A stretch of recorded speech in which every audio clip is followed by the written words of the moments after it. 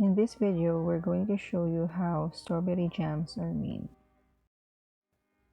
For our ingredients, we need strawberry, lemon, and sugar. These are the tools and equipment that we need. To start with, first we need to weigh 300 grams of sugar.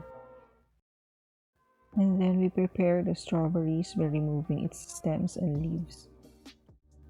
Then we weighed 500 grams of strawberries.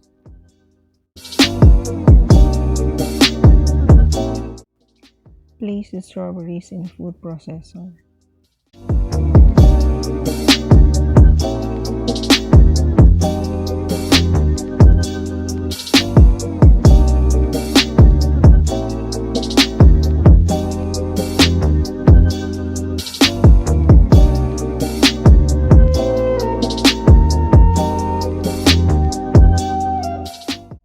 In a separate bowl, we mix sugar and strawberry.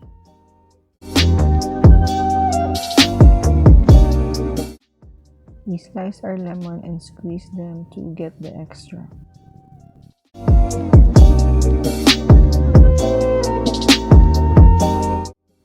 Then we measured 5 tablespoons of lemon extract. We place the strawberry sugar mixture in a pot and heat it until it boils. When it reaches a boiling point, we add the lemon extract.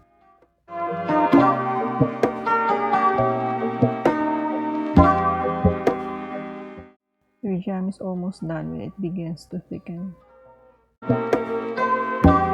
After testing its doneness, we transfer the jams into sterilized jars.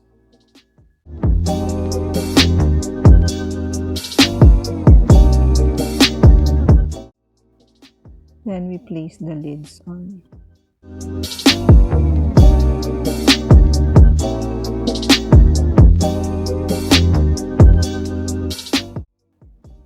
Let it cool for a while and then you can place the sticker labels. Your strawberry jam is now ready. Thank you for watching. Please don't forget to like and subscribe.